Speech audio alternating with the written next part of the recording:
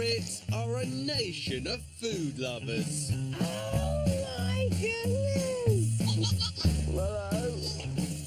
Our supermarkets are jam-packed with products from every corner of the globe. Konnichiwa! But how much do we really know about the journey our food makes to our plates? Wow. I've never seen it like it in all my life. Oh! The Food Unwrapped team travel all over the world and beyond. This is like stepping into the future. To reveal the trade secrets behind the food we eat. Tonight, I journey to an Israeli date plantation to help spread the love. So basically these trees, these are just sperm donors. I ask, how much processed meat is it okay to eat? So that is a very processed sausage. And I meet a man with a magic apple tree. So you got one tree? There were 250 different varieties on that. Really?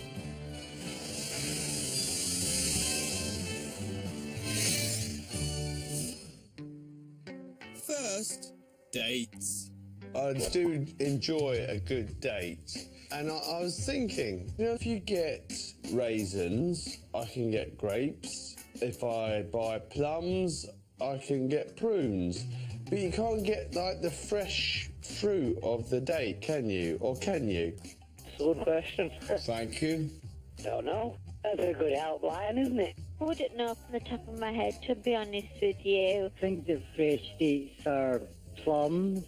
Why don't you sell the fresh ones? I think because of where they come from. Do you like a date?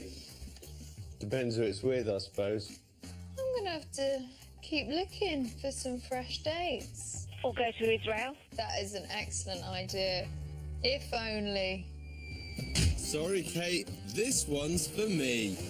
I'm bound for the Arava Desert in Israel, which produces 30 tons of the fruit every year. When you look out the window here, it is dry, arid, harsh conditions.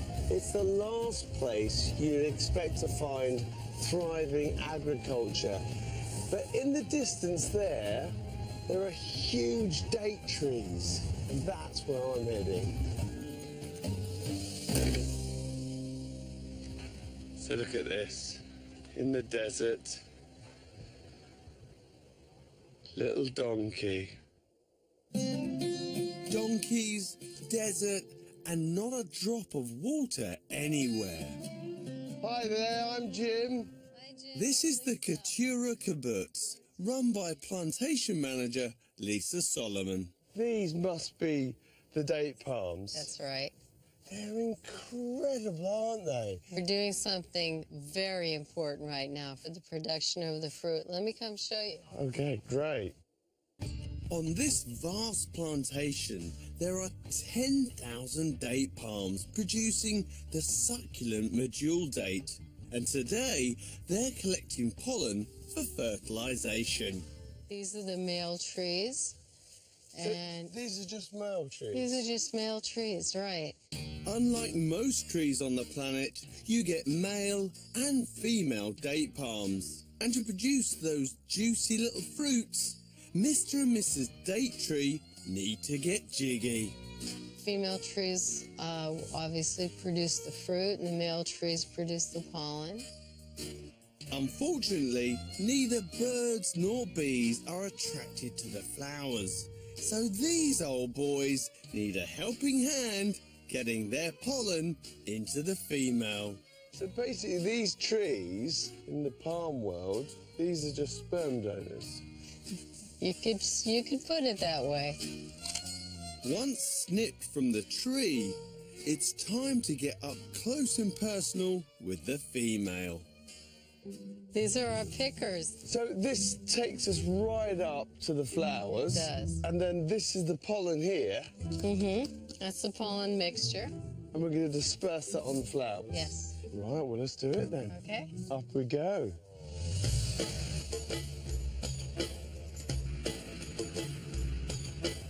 So this is what a giraffe feels like. Despite this dry environment, these leggy ladies can grow to the dizzy height of 75 feet. That's 3 houses stacked on top of each other. So looking at the flower there, there's all those funny little nodules, those little bumps. What Right. would they be? Those are actually the individual flowers. In each one of those is potential dates, and they need to be pollinated. Okay, here we go. The male pollen is sprayed directly at the female plant to fertilize it. How much do I put on? Keep going. A little bit more. I don't normally do this on a first date. My whole load? That's enough. Okay. So that's my first flower fertilized. Good date producer you are. Each female tree can yield up to 6,000 fruits a year, but not for another 6 months. Now we're off to the packing plant where they process the fruit. Wow, I could eat them all. Here the dates get sorted by size and flavour and dispatched to every corner of the globe. But hang on a minute, these look like the dried variety we get at home. So you can see that's been dried. Where does the drying happening? It has not been dried. It hasn't been dried. No. It's really crinkly. I know, but that's how the fruit looks when it's picked from the tree. So it's picked. It's picked just like that. I always thought there was these great big drying rooms where you put them in the sun to go crinkly. No. Wow. So what happens to the fruit? It grows for 7 months on the tree, and it starts really smooth, and it's hard, and then it loses moisture, and as it's losing moisture in a natural way, it becomes crinkly at the time that it's ready to be picked. Right. The more moisture it loses, the sweeter the fruit becomes, until eventually it takes on the fudge-like flavour we know and love. Oh my word. Super sweet, but it's fresh. It is, it's absolutely fresh. That's how it's picked from the tree. So fresh dates are in fact dry by nature and not processed like other dried fruits. But how on earth do they grow these juicy delights when there's no water for miles? Later, I find the answer in the unlikeliest of places. So basically, this is like a city of sewage.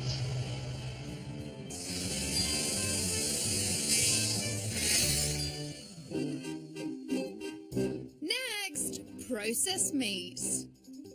Quick question for you. I've been told I ought to cut down on processed meats. I've been reading there, it's sort of quite bad for you. Can you tell me what is a processed meat? Is bacon processed? Probably not. Salami, is that processed? How about a ham? Oh, right. Square ham. You don't know whether a sausage is processed or not. Now, processed meat has been linked to bowel cancer, according to the World Health Organization. So I've come to Northern Ireland to get to the bottom of what's safe and what's not. It is breakfast time in Belfast, and the crew are tucking into a full English. Bacon, sausages. Which ones are processed? I think all of them. Processed or not processed? That's a sensitive subject for Sausage Supremo Dennis Lynn. Welcome to Fenebrook. Nice to meet you. Dennis's sales went down 20% when the report hit the headlines, and he's got beef with the World Health Organization. Why do you think the WHO's recommendations around processed meat don't apply to your sausages? Well, that's very, very simple. I think the best way to explain this is to show you what goes into our sausages. Hands in here? Yeah. Dennis's state-of-the-art factory makes over 140 million sausages a year. So high-tech. First spot of sausage. And aren't all sausages processed? I've got my eyes peeled. This is the beginning of your sausage. British outdoor brand pork shoulder. So there's nothing wrong with that, is it? That's a lovely piece of pork. Let's get mincing. Do you add anything at this point? Nothing. We just mince the meat. Nothing is slipping into these sausages that I don't know about. First up, you're putting your mince in, and it's 100% pure, fresh, Exactly lovely the pork. same 100% pork you saw us mince there, yeah. I'm just checking, Dennis. I've Yep. got to check. Yep, absolutely. Okay, what's going in next? Chives, parsley, and gluten-free crumb. So maybe it is just Mother Nature's finest. Anything else? Salt, pepper, and a preservative called E223. Come again, Dennis? E223. Well, this is it, isn't it? E223. You're putting an E number in your sausage, therefore it puts it into the processed category. It's a very complicated question. E223 is in most fruit juices, all beers, wines, cakes, buns. E223 is a very, very safe preservative, and there are no carcinogenic links at all. I want to see it in isolation. Oh, okay, right, this is it. Now, although you're saying that this doesn't make your sausage processed, according to... I'm not saying it doesn't make it processed. It goes through a process. But the word processed means different things to different people. It is not in the same category as a European style sausage that has had nitrites added to it, which make it cured. So it seems not all sausages are equal, and that is Dennis's issue. The British sausage should never have been in the same category. Now, you can call it processed or call it whatever you like, but it just, there's no reason to put it into that category. Would you eat your sausages every day? I do eat my sausages every day. I'm the chief taster. This is the same as eating a pork chop. So Dennis clearly doesn't see his sausages as processed meat. But if they aren't, then what is? I think I need to clear up exactly what is meant by processed meat. I'm going to email the World Health Organization and find out how they define it. Coming up, we concoct the most processed banger on the block. The Franken sausage. For the first time ever, I'm going to have to say no to your sausage.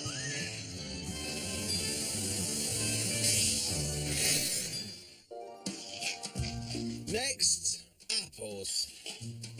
We Brits are quite discerning when it comes to our favourite fruit. Can you name any apples without looking? Cox. Bramley, Braven, Rayburn. Jazz, Granny Smith, Green and red. Okay. Can you name some different varieties of lemon? No.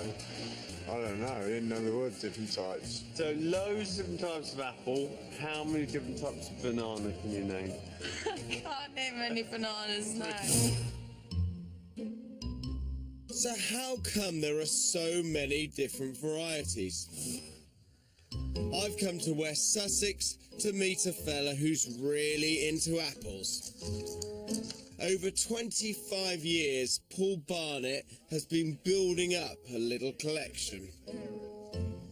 What's going on here? That's my apple display. Holy cow! How many you got? 380 on display here. Wow, that's astounding, actually. But how has he got so many and all ripe at the same time? He must have a massive orchard. Most of the collection comes from this one big tree on the lawn here with 250 different varieties on that.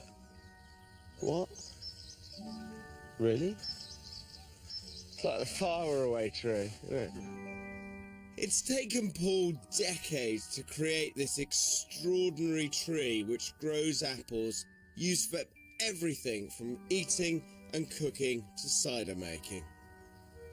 I'm no gardener, but I know that an apple tree grows one type of apple. So how have you done this? I'd take a little graft a couple of inches long and graft in the winter months. So you got one tree and then you put other varieties onto it. It's amazing. 250 kinds of apples from one tree. Crikey. Later, I get grafting and go underground to look at the world of supermarket apple science, which is worth billions. It's immensely valuable to the tune of £8 billion. Really? Yes.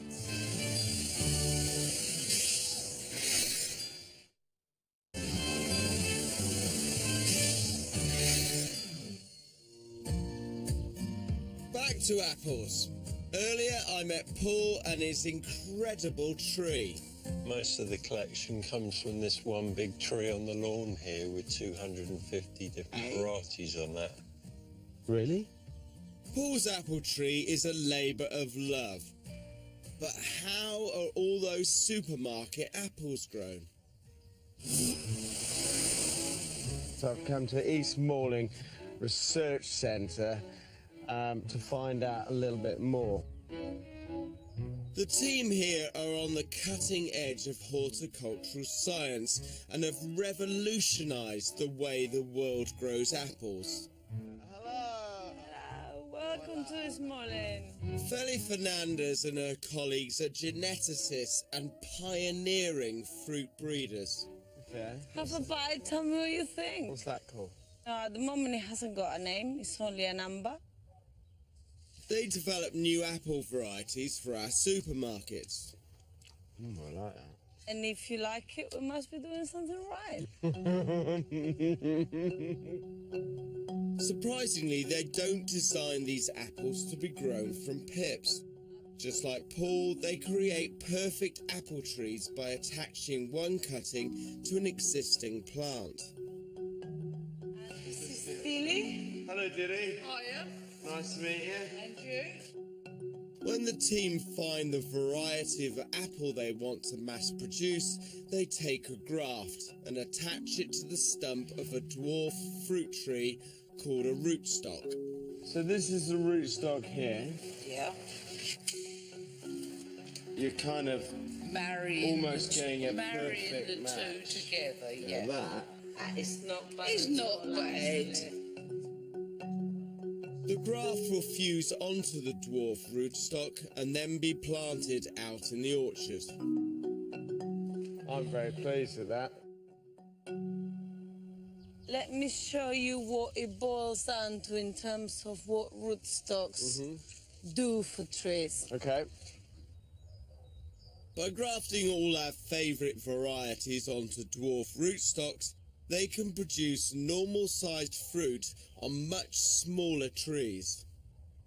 I mean, they're pretty small, aren't they? They need to be. That's allowed the industry to go from the traditional apple orchards, ladders for picking, whole massive trees with actually very little yield per hectare, to the modern orchards that you have at the moment, with very compact trees that can be picked from the ground for high productivity per hectare. Thanks to the work here, apple producers have increased their yields tenfold. But the real secret lies beneath these little trees. So, coming in, now we're gonna go down into the bunker. Oh. Coming in. This is the root lab. These tunnels have been built underneath the orchard. And hopefully Like a massive wormery. there's something to see when I do this. Can you see Yeah. the lines? I've got one here. Here, under these special lights, scientists study the root systems without disturbing them, examining their depth and span and ability to absorb nutrients. And with this data, they have developed super root stocks, which means we're sport for choice in the supermarket. The research that made that possible has been immensely valuable to the industry, apple industry worldwide, to the tune of over £8 billion. Really? Yes. 8 billion. Hell of a lot of money for some roots. There is more to the apple tree than meets the eye.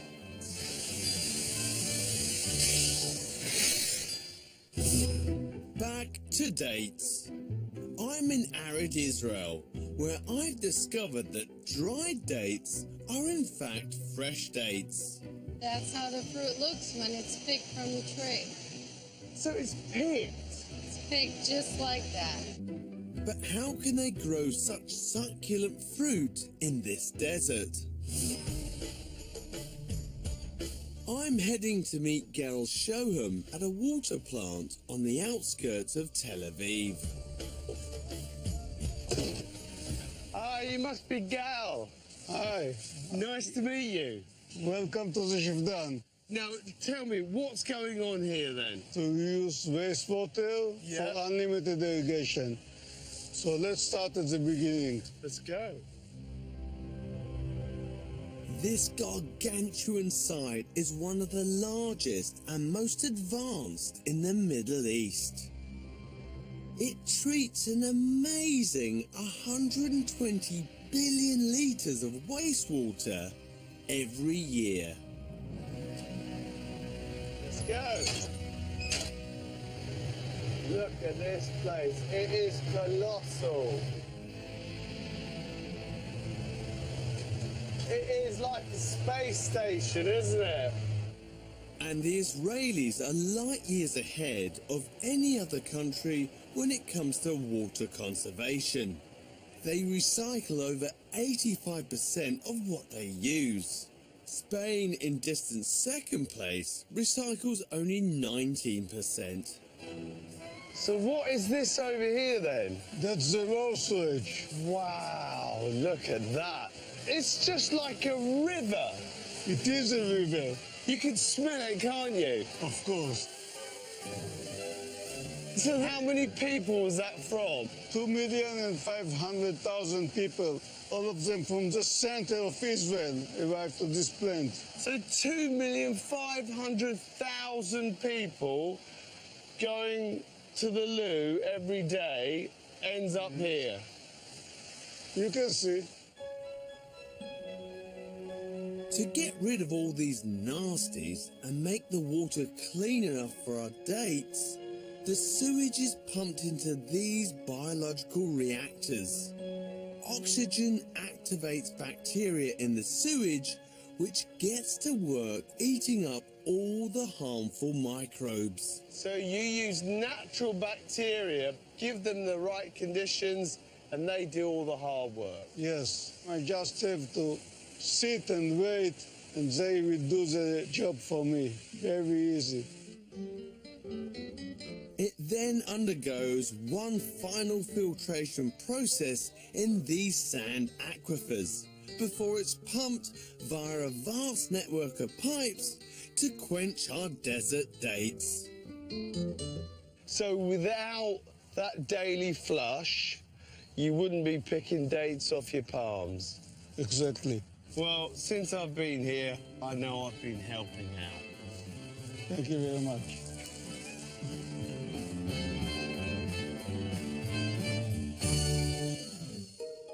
Back to processed meat.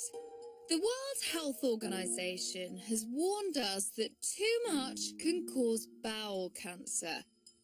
But their very broad definition of processed meat has caused confusion. This is the same as eating a pork chop. Time to call in a professional. Okay, Matt.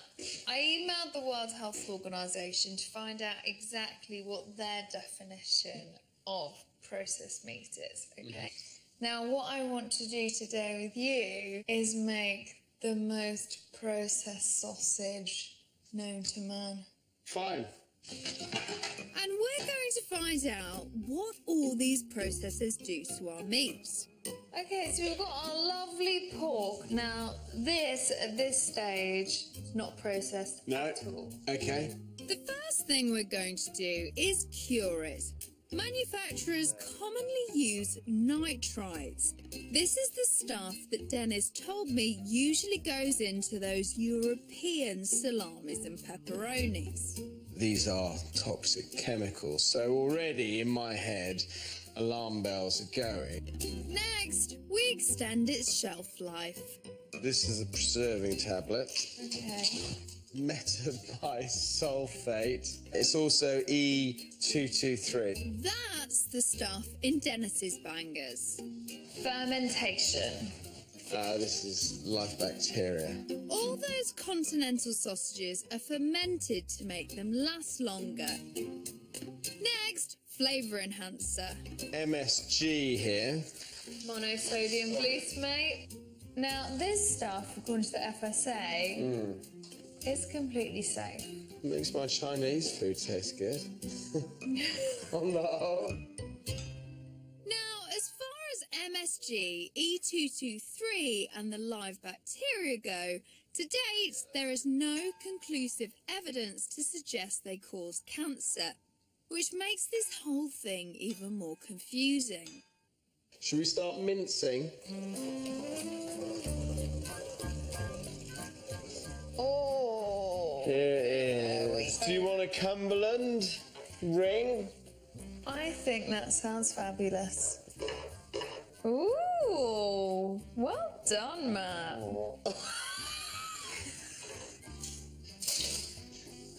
Finally, we're smoking these bad boys. Are we done? We're done. We're cooked. Okay. Your sausage Yeah. is very different to Dennis's sausage. But according to that definition, they're both processed. Go on. I want you to have a little nibble of your processed sausage.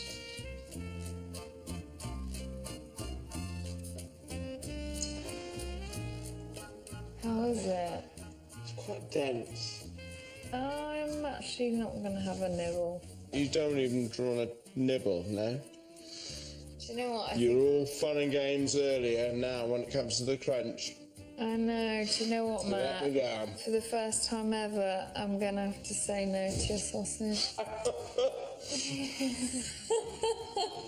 I'll peel it. Come on, come back.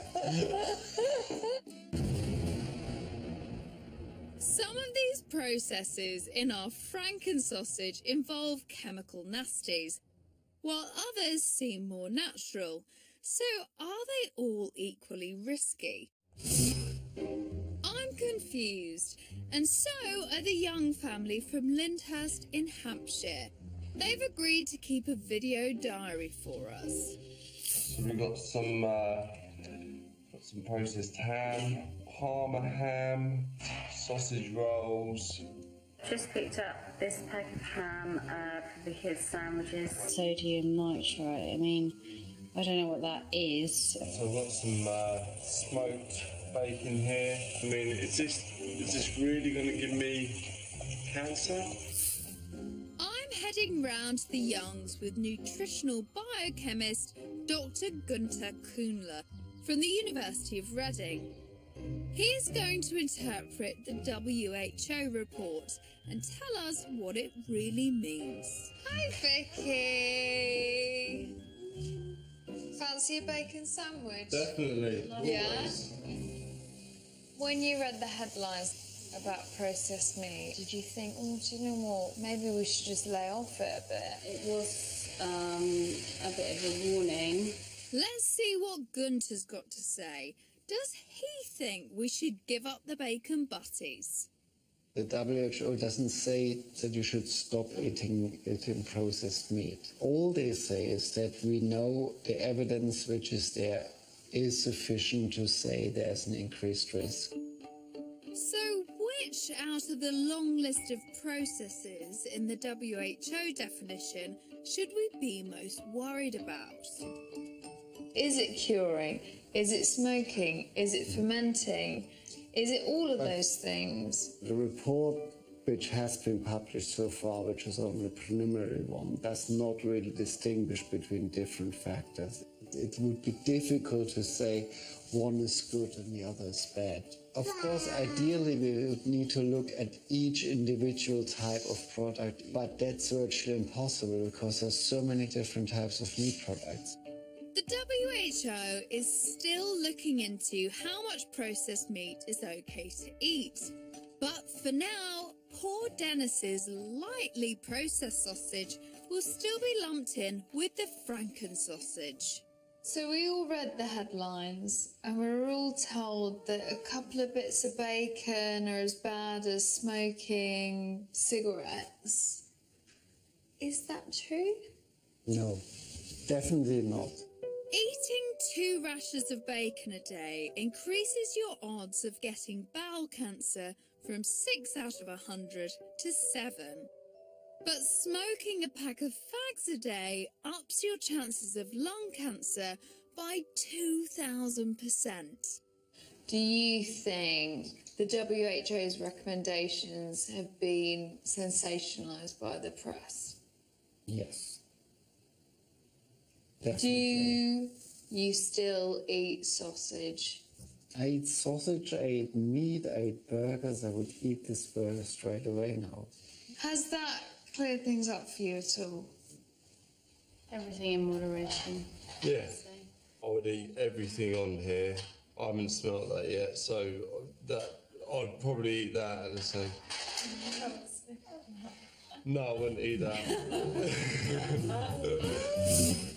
Next time, I'm in Vietnam, where pepper prices are packing a punch.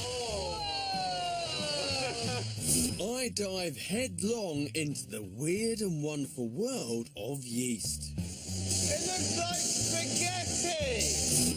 And I look at how they get the flavours onto our crisps. Lemon meringue crisps. We do it for you. Pride and reputations at stake on for tomorrow night. Holidaying on the smallest budget. That's the aim of the game. Sunsea and Super Savers at 8. A fascinating look at consumer trends next tonight. In this digital age, why are books making a comeback? And men buying fewer razors. Mary Portas tracks down people in the know.